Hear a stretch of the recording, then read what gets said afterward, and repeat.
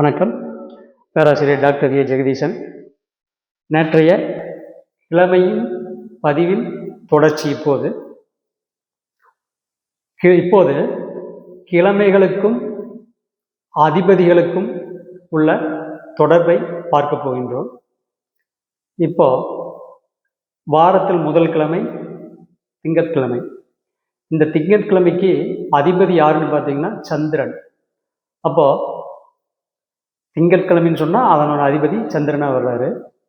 செவ்வாய்க்கிழமை, இந்த செவ்வாய்க்கிழமைக்கு அதிபதி வந்து பார்த்தீங்கன்னு சொன்னோம்னா செவ்வாய் வந்து பார்த்தீங்கன்னு சொன்னோம்னா காரக கோளாக வருவார். அதே மாதிரி புதன்கிழமைக்கு அதிபதி புதன்.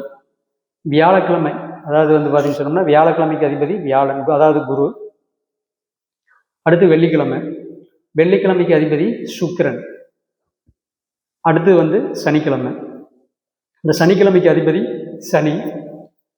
அடுத்தது ஞாயிற்றுக்கிழமை. இந்த ஞாயிற்றுக்கிழமைக்கு அதிபதி யாருன்னு பார்த்தீங்கன்னா சூரியன். சார், இந்த கிழமைக்கும் இந்த அதிபதிகளுக்கும் என்ன தொடர்பு அப்படின்னு நீங்கள் கேட்கலாம்.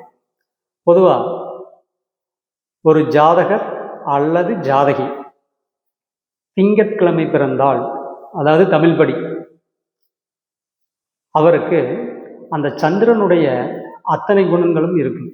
உடனே பிறப்பது ஏன்னு கேட்டீங்கன்னு சொன்னோம்னா, ஒரு எந்த கிழமையில் பிறக்கிறாரோ அந்த கிழமையில வந்து பார்த்தீங்கன்னு சொன்னோம்னா இருக்கக்கூடிய அத்தனை குணாதிசயங்களும் அவருக்கு இருக்கு. அது ஆணாக இருந்தாலும் சரி, பெண்ணாக இருந்தாலும் சரி.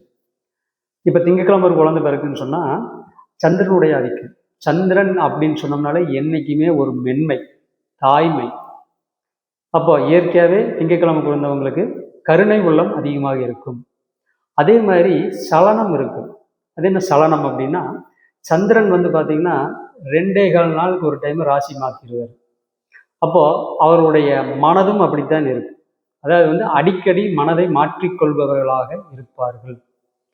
அதே மாதிரி பொதுவாக சந்திரன் வந்து பார்த்தீங்கன்னு சொன்னோம்னா சாப்பாட்டுக்கு அதிபதி. பொதுவாகவே உணவில் வந்து பார்த்தீங்கன்னு சொன்னோம்னா காப்பிக்கு அதிபதி அவர், பச்சரிசிக்கு அவர் அதிபதி, ஹோட்டலுக்கு அதிபதி, காரகத்துவம் எல்லாமே சந்திரன் தான். அப்போ பொதுவாக திங்கட்கிழமை பிறந்தவங்க வந்து பார்த்தீங்கன்னா சாப்பாட்டுக்குரியவர்களாக இருப்பார்கள். அதே மாதிரி தூக்கத்தில் வந்து அதிகமாக விருப்பம் இருக்கிறவர்களாக இருப்பாங்க. நிலையில்லாத தன்மையில் இருப்பாங்க எப்பவுமே. அதாவது நிலையில்லாத தன்மைன்னு சொன்னால் எப்பவுமே ஒரு தீர்க்கமான முடிவை எடுக்க முடியாதவங்களாக இருப்பாங்க. அதே மாதிரி அவங்களுக்கு கற்பனை வளம் அதிகமாக இருக்கும். ஆனால் கற்பனை வளம் அப்படிங்கிறது ரொம்பவே அதிகமாக இருக்குது. ஏன்னா சந்திரன் அப்படிங்கிறது வந்து பார்த்தீங்கன்னு சொன்னோம்னா கற்பனைக்கு உண்டான கிரகம். அதே மாதிரி வந்து பார்த்தீங்கன்னு சொன்னோம்னா மென்மையான சுபாவம் கொண்டவர்களாக இருப்பார்கள். இரக்க குணம் அவங்ககிட்ட அதிகமாக இருக்கும். ஏன்னு கேட்டீங்கன்னா சந்திரன் அப்படின்னாலே தாய்மை. அப்போ வந்து இயற்கையாகவே இந்த கிழமையில் பிறந்தவங்களுக்கு அந்த இரக்க குணம் அதிகமாக இருக்கும். இது எல்லா குணமுமே ஒருத்தருக்கு இருக்கணுங்கிற அவசியம் கிடையாது. ஏன்னு கேட்டிங்கன்னா குணாதிசயங்களை நிர்ணயம் பண்ணுறதுக்கு நிறையா ரூல் இருக்கு.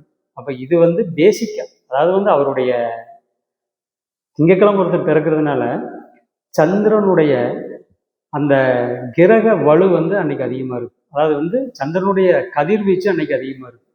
அந்த சமயத்தில் அந்த குழந்தை பிறக்கிறதுனால அந்த சந்திரனுடைய காரத்துவம், இப்போ நான் சொன்னதில் வந்து எல்லாமே இருக்கணுங்கிற அவசியம் கிடையாது.